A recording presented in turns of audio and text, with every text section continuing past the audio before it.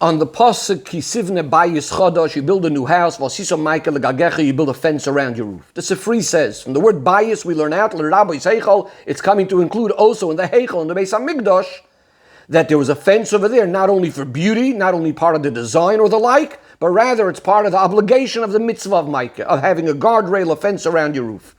Says the Rebbe, there's a known question. The halacha is that a Beis HaKnesses, a shul, and a Beis Medrash are exempt from a Micah. The Gemara learns this out from the pasuk Gagecha. Your roof is obligated to have a fence. Lemiute, it comes to exclude a shul and a Beis Medrash. So why would the Heichel and the Beis HaMikdash be obligated in a Micah? The Ragged Shover answers that the reason for this is because the obligation to have the Micah, the guardrail, it comes into effect, as it says in the Sifri, Misha'as Chidushay, as soon as the house is built, even before you start living in the house. And therefore, since the halacha by the Beis HaMikdash was that the way they built the Beis HaMikdash, they first built the Beis HaMikdash from non-consecrated, non-holy materials. And only then, once it was finished, did they make it holy, as the Gemara explains different reasons for this. So then what follows is that when it was built, right when it was built, B'shas Chidushay, there's no Kedusha yet, and therefore, it's chayiv, it's obligated in the Micah. But the Rebbe says it's very difficult to understand this answer for two reasons. Number one, the Rebbe is going to say, because the fact that the Beis HaKnesses and the Beis HaMedrash are exempt from the Micah is nothing to do with the holiness. Rather, it's because it's not your roof. It's not your house. It doesn't have an owner. And therefore, by the same logic, the Heichel HaMikdash should also be exempt from the Micah, from the guardrail, because even though it's built b'choil in an unholy, not with holy materials, but it's still not gagecha, it's still not your personal house. Now the Rebbe attempts an answer and says we can't say that this is what the Ragged Shover is trying to say. You might say that the Ragged Shover is saying this according to the Rambam. The Rambam says that the reason the Beis HaKnesses and Beis HaMedrash are exempt from a Micah is not only because it doesn't belong to anyone individually specifically, but rather because it's not made to live in. And therefore you might say that's true for the shul and the Beis Medrash, but by the Heichel it's different. Because since, as the Ragged Shover explained, that when it's built it's still choil, it's not holy yet. So at that point you could use it as a dira, as a place to live, and therefore it would be chayiv in the Micah. Maybe that's what the Ragged Shover is trying to say. So the Rebbe is not happy with that because the Rebbe says that even though it's true that you build it b'choil, you build it, and it's in the meantime not consecrated yet, only then do you make it holy. But since you build it for the sake of the Beis HaMikdash, it makes sense to say that people wouldn't be using it, or perhaps maybe even not allowed to use it for your own personal use. So this is all problem number one with the Ragged Shover's answer. That seemingly the Ragged Shover says it's because when the Beis HaMikdash was made, it wasn't in a state of kedusha yet, and therefore it needs the Micah. The Rebbe says seemingly the reason for Beis HaKnesses and Beis HaMedrash has nothing to do with its kedusha. A second problem with the Ragged Shover's approach is that we know that a house, let's say a house that was a regular house that was obligated to have a guardrail, a fence. You then turn it into a shul, you make it into a shul, or some other thing that might not need a guardrail, automatically the mitzvah of the Micah will be bottled. So how can the Sifri come along and say that a Heichel needs the Micah, and the reason the Heichel needs the Micah because the pasuk says kisivin abayis and it includes the Heichel, and the Ragged Shover is explaining that's because there was a point right when it was built that why it's different to a shul, that the shul doesn't need a Micah is because there was a point right when it was built when it wasn't holy yet. But if something is not holy and then it becomes holy, now it no longer needs a Micah. So why is that? We're back to the question: why would the Heichel need the Micah? So the Rebbe explains it in the following way. The Rebbe says like this: Rashi tells us that the reason that a Beis HaKnesses and a Beis HaMedrash are not included in Gagecha, in your roof, why is it not considered your roof? Because it doesn't really belong to anyone in the city. The shul belongs to everyone in the world, even people from overseas. What's Rashi telling us? What's Rashi trying to tell us? Rashi is actually explaining why a shul would be different to a house that's owned by two people, by partners. Because the halacha is that a house of partners is obligated in a Micah, is obligated in having this guardrail, the fence around the roof. As the Gemara itself says, that even though the word gagecha could sound like only if it's yours personally, not if it's of partners, nevertheless, since when we look in the pasuk, and the pasuk itself says the reason for having the Micah is so that no one should fall off, and as far as this concern of people falling off, it makes no difference whether it belongs to an individual or to partners. This is why a house of partners is obligated to have a guardrail. So if that's the case, you may ask, and this is what Rashi is coming to explain, you may ask, then why is a shul and a beis medrash different? Just because it says gagecha, why are they excluded? Even if it's not your personal house, we still have to make sure no one falls off. And this is what Rashi is coming to explain, that regarding the Beis HaKnesset and Beis HaMedrash, there is no one to obligate. Who are you going to tell has to make the roof? The obligation of making a roof is on the owner of the house. In a case of partners, the obligation is on each one of the partners. But when it comes to the people of the city who built this Beis HaKnesset and Beis HaMedrash, they are not the owners. None of them have a part of the Beis HaKnesset and Beis HaMedrash. It doesn't belong to anyone, because it belongs equally to people overseas, could equally come inside and use the shul. And therefore, you cannot put on the obligation on anyone to make this micah, to make this guardrail. The Rebbe again preempts something. The Rebbe says it's not a contradiction to the fact that we do find that regarding certain dinim, the people of the city are considered the owners of the shul, because the Rebbe says, as far as in our case, the obligation for the micah, it's not really relevant. Some of these other, in other words, what's relevant over here is not only who the shul belongs to in a certain sense, whether it belongs to the people of the city and so on, but rather what we're speaking about is it their place to live in? And therefore, if it's a shul that every single yid could come in and use exactly in the same way, every yid could go into any shul in the world, and as the Ragat Shavar actually says regarding Micah, that it depends on living in it, and the dira of the Beis HaKnesses belongs to everyone. Therefore, there is no one that we could say you are obligated to make this, because again, this equally belongs to everyone else in the world as well. So there's no one that's really could claim to be the owner that I have a part in the shul. So now let's go back to the Heichel of the Beis HaMikdash. Why that in that case it is obligated in the Micah. So what the Rebbe is saying is, by the Beis HaMikdash, all Yidden are considered that they have a part in it, like partners. So it seems to be what the Rebbe is saying is, by the shul, what we're saying is, yes, there were certain people that built it, but really technically it's going to belong to everyone else, but it doesn't belong to anyone specifically. Here is the other way around. It does belong to everyone. Everyone has their portion in it. And the Rebbe says, first of all, the Mokem HaMikdash, David HaMelech bought from Aravna Yevusi with the money that he took from all the Shvatim. So too, the Beis HaMikdash itself is built with the donations of the Tzibur. Just like we find by the Yidden, they all participated in donations for the Mishkan. It makes sense that all the Yidden participated also in this fund from which the Beis HaMikdash is going to be built. Or the Bedek Habayis, the fixing of the things in the Beis HaMikdash. Says the Rebbe, even though we know that when an individual gives a donation to the fund of the Beis HaMikdash, it's going to be in a way that it's now becoming completely the tziburs, completely the communal funds, not as if it's money that belongs to a few individuals as partners. Nevertheless, it still does not completely remove and nullify the chelek, that portion of the individual. Every individual still has a part in it, still has some sort of ownership in it. The Rebbe says this, it's known, the proof from this, from when Moshe Rabbeinu turns to Hashem regarding to Korach and his people, that Moshe Rabbeinu says that you, Hashem, recognize, you know their portion in the carbon tzibur, in the carbon tamid, which is a carbon tzibur. Don't accept their part in it. In other words, even though it's a carbon tamid, a carbon tzibur that belongs to all the Yidden, and yet each person has his own little part in it.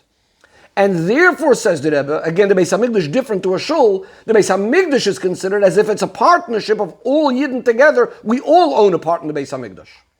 And therefore, since every single Yid has a part in the Beis HaMikdash, I said, and if we said this by a carbon tamid, certainly it's by the Beis HaMikdash. This is why all Yidden together have the obligation to also make this micah, to also make this fence when they're building the Beis HaMikdash. And therefore, says the Rebbe, just like we said by partners before, it doesn't have to be completely yours, only yours. To be obligated in the micah, it doesn't have to be completely yours. Even the partners are obligated, because we need to make sure that no one is going to fall off from the roof.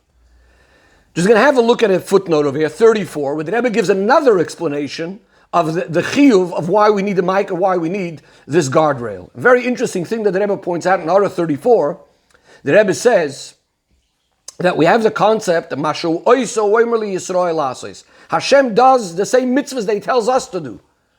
And therefore, there's a halachic perspective over here as well, because we know the Beis Hamikdash is a dira, it's the house of Hashem.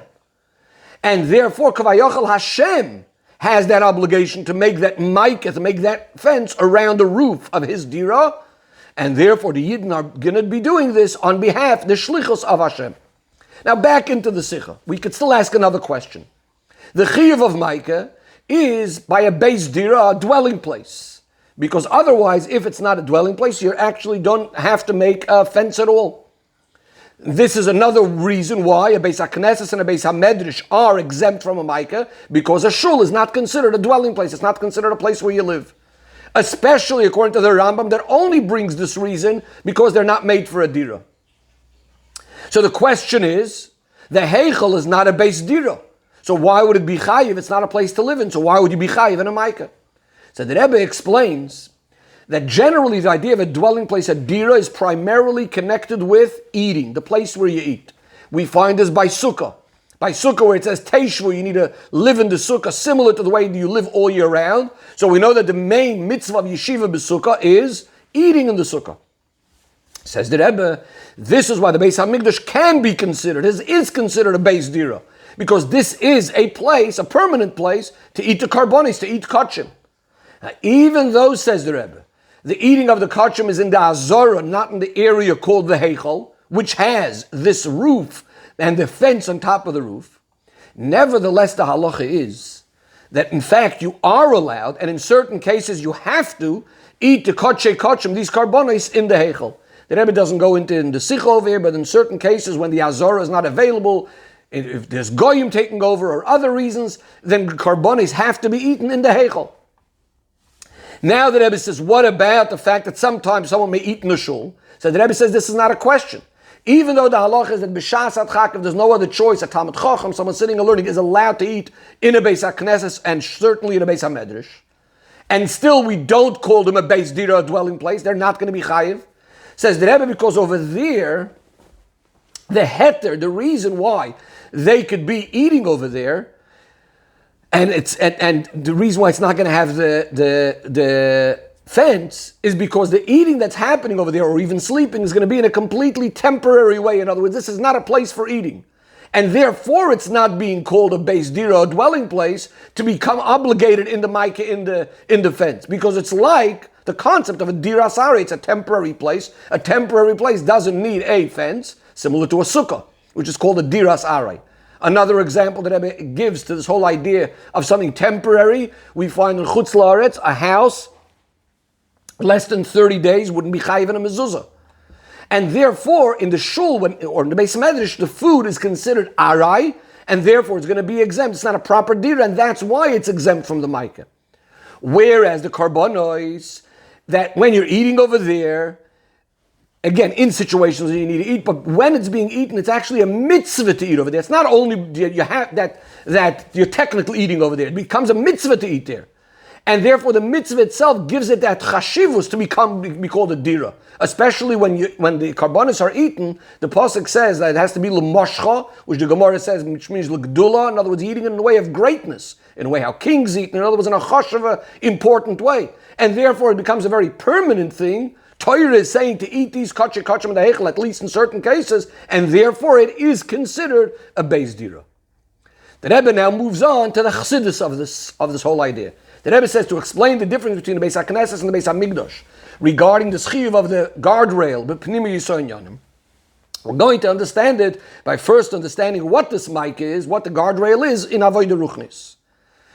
The inner meaning of Asisa Michael Gagecha, making a fence around your roof, because someone might fall off, is as follows. Gagecha, your roof, represents a person holding himself high and great, the idea of arrogance, haughtiness.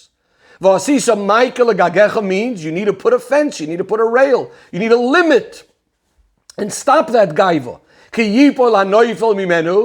So that no one should fall off would mean that midas hagaiva is the root of any type of spiritual fall. As it's known that all the bad midas by a person all start off with his yeshus, with his gaiva, with his arrogance, with his haughtiness, etc. So you need to put that fence that no one should fall off. So here is the general hayrah that the heichal in the Beis HaMikdash needed to have a micah. That is, a person may think that when does one need to be careful and have this Micah? It's only if it's a regular, ordinary, mundane house. In other words, Beruchnius, what this would mean is that the gag, this haughtiness, the arrogance, is concerning regular gaiva. In other words, something that's completely not connected to Kedusha. But what about if it's the Beis HaMikdash, a place that's completely holy? Then even the roof of the Beis HaMikdash is a holy avodah. In other words, even this holding oneself high is considered great and holy. As it says, Vayigbal liboy b'darkei Hashem, there's a concept of holding yourself great in the ways of Hashem. Or as Chazal tell us that a Talmud Chacham needs to have one of Shmoyna Shebeshminis, means a tiny little bit of measure. You do need to have this idea of keeping yourself high and great. So then, if you're involved anyways in Kedusha, why do we still need to make sure to have this Micah, to have this guardrail? Is it still important? So here comes the Hoirah that even the Gag, even the roof of something like the Beis HaMikdash needs to have this fence. And furthermore, within the Beis HaMikdash itself, it's on the roof of the Heichal and also of the Kodesh HaKadoshim that's part of the Heichal. Because even when someone's holding at the greatest and highest level, you still need to be cautioned and you need to be careful and you need to be fenced off with a feeling of bittul. On the contrary, says the Rebbe, we know there's a halacha that says kelim hanigmorim betara, which means a vessel that when it was completed in a state of purity. In other words, the person making it and the things, it was completely tahor. So technically this vessel should be completely tahor, be able to be used with anything. But if you want to move it now to the next stage, you want to use it with a carbon, you would actually have to toivel it. It needs tefillah to go to Kodesh, meaning to say that even in avoided, this means that even if a person is holding by a darga that might make him think he's a complete keli, he's ready. And he was made ready betara in the most purest way. What do we say? No, you now need to go and have tevilah. The word tevilah is the same word letters as bittul. In other words, for Kodesh, you now have to go and have this bittul to go to higher levels of Kedusha. And be even more careful when you're dealing with Kedusha. Extra tara. Now, the Rebbe continues, and the Rebbe says, simply, the idea of the Micah, this rooftop, is primarily not so much for yourself, but it's primarily that nobody else should be falling off your roof. In a similar way, says the Rebbe Beruchnius, this fence that you're making for your roof is primarily not so much only just to be careful yourself not to fall Beruchnius, but primarily it's because for another Yid. In other words, that your gag, your roof, your gaiva, in other words, shouldn't cause a spiritual downfall by another Yid. What does this mean? When one is involved in spreading Yiddishkeit and being Makarev Yidden to their Father in heaven, to Hashem, which this is generally the idea of Kisivne Bayis Chodesh, but Pnimi Yisrael Al Pichsidis, what does it mean to build a new house? That you shouldn't be sufficing only with your avodah within yourself, but go build a house for Hashem. In other words, go build a full house, a full environment that should be permeated with Yiddishkeit. So when a person is involved in this avodah, being Makarev Yidden, building this new house for Yiddishkeit, but if he has gaiva along with it, then it's going to be a chisaron, it's going to be a problem, not only in his personal avodah, but it could also cause an afila by the other Yid, by the person that you're trying to be mashpia on. In other words, when you are mashpia on someone, with dvarim hayotzim and alev, with words really coming from your heart, without any ulterior motives, then you can be sure that it's coming from your heart, it'll go into the other person's heart, and it'll really have an impact. But if a person's words are coming also being mixed in with some form of yeshus and gaiva, his own feelings of self, so not only is it going to disturb, it's going to get in the way of being successful to be mashpia on the other person, to really affect him, to be makarev him. In fact, you could cause exactly the opposite. Your gaiva is, and your word in the words is actually going to be merachik the listener, Rahman al-Itzlan. Furthermore, says the pasuk. The pasuk says, "Ki yipoil hanoifel mimenu." Chazal tell us, what does it mean? Yipoil hanoifel, the one who falls will fall. Chazal tell us that really, if someone falls, it means he was deserving to fall, all the way from the beginning of creation. You caused him to fall now because good things happen through good people. Meritorious things happen through people who have merits. And negative things happen through guilty people, through people that are not innocent. What does this again mean in Avodah Ruchnis? The person being Makar of the other person could argue the following. He says the fact that the other person is falling, that's not my fault. He deserved to fall. Or maybe he's already a neufel. Maybe he even fell already. In other words, the fact that he is not being niskarev is his own issue, not mine. In other words, like this. This is what the person that's trying to be makarev might say. He's saying, if the other person would be a decent person, a proper person, not a neufel, a person that's walking straight, he should be able to take out of my words, be able to see the truth of my words. I'm telling him words of Torah. I have some sort of yeshus, I have some sort of arrogance. Well, he should be able to ignore that. Similar to what the Gemara says about Reb Meir, etc. He was able to take the inner part of the fruit, of the good parts of the Torah, and anything that was no good, he was able to throw out, like throwing out a peel. So the person being makarev could be arguing and saying, it's only because that person is already a neufel. In other words, so that's why, because he's a person that is falling anyways, that's why the words of Yeshus are going to cause him to fall down further. So is that my fault? Is that my problem? Is that why I have to be concerned with my own arrogance? If we're dealing with a person that's anyways a neufel, so he shouldn't fall down more, it's sort of his problem, not my problem. Says the Rebbe, this is what the Torah is telling us. That we tell this Yid that not taking into consideration the fact that maybe that person is a neufel already. You still have the obligation to protect your gag. You have to make sure that from your gag, from your arrogance, there shouldn't cause that anyone should end up falling down, even if the person technically may have fallen, be someone that's falling anyways. You shouldn't be from the ones that the Torah has to say that the bad things are happening through bad people. You shouldn't be the one to be causing that the other person should be falling.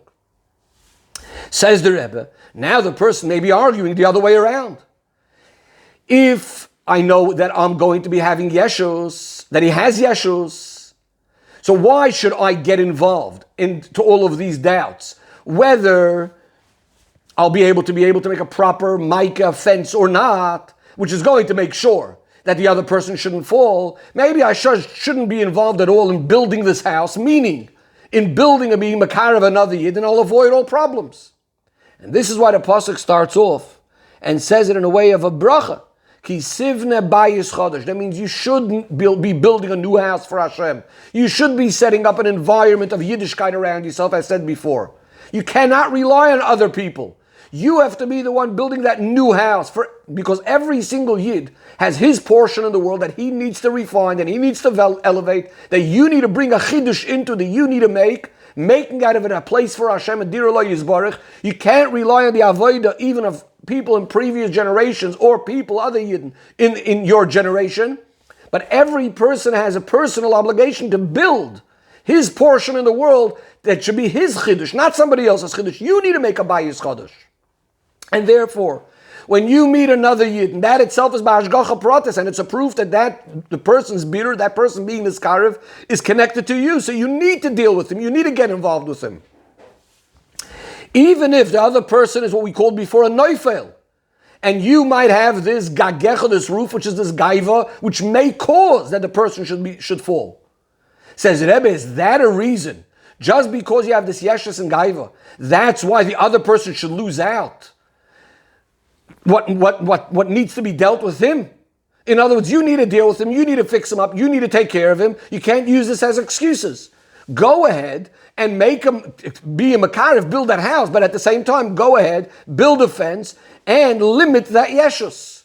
As the Mishnah says, lo yato ben chayrin, you're not free to just exempt yourself from it, from being involved in being makarev another yid. The Rebbe tells a story, a sipur chsidim, the Rebbe says, in the name of the Mendel Rebbe.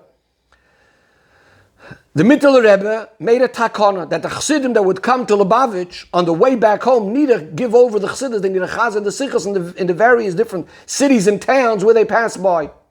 So one particular Chassid, a young man, who chazed Chassidus very, very well, gave it over very, very well, complained to the Mendel Rebbe that when he's chazering the Chassidus, he has some sort of feeling of gaiva, and therefore he wants to stop giving over the Chassidus. So the Mendel Rebbe said to him, "Atzibel is all from their verin." Aber Chassidus also chazer. In other words, even if you turn into an onion, even if there are certain negative things over here, it doesn't matter what's going on. You still need to keep on and give over the Chassidus. Obviously, with the precautions, as we just said of it, you need to try to work on it. As the Rebbe was explaining, he was making this mica.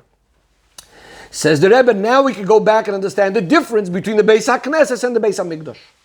The idea of a Beis HaKnesses, a Beis HaMedrash, is avodas atfilo, limud HaTorah, which is basically the ruchni, is the avodah of the person inside of himself, working with himself. On the other hand, the Beis HaMikdash expresses the general avodah of a person, not only is avodah himself, but also, and even more so, the avodah of dira b'tachtoinim, to make all of Gashmis and the world generally a dira lo yizbarich.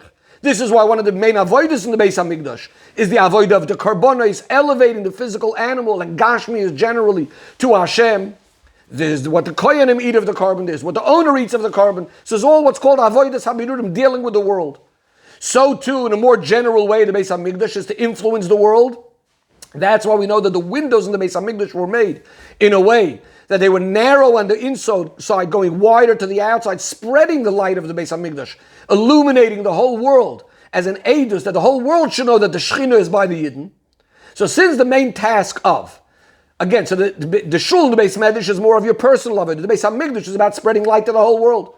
Says the Rebbe, since the main point of the mic, as we explained, is mainly to make sure that someone shouldn't fall off, and again we said that it's primarily referring to other people falling off your roof, and even really within your own avodah, it means when you're involved in the kind of avodah that's going out of your high up levels and dealing more with elevating the world, sivna bayish chodesh, as we explained.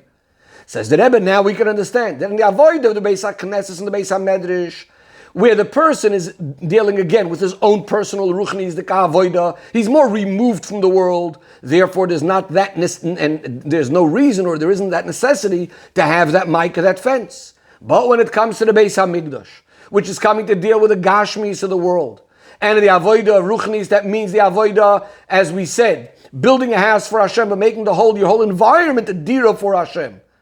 So now we need to be extra careful to have this micah, to have this fence. And says the Rebbe, nevertheless, really the Tachlis HaShleimus is specifically the Beis HaMikdash. Because the whole avodah specifically, doing this avodah, that's where we bring about the purpose of all of creation. Of Sivna Bayis Chodesh, making a Dira Lo Yizbarich, B'tachtoini, making a house for Hashem.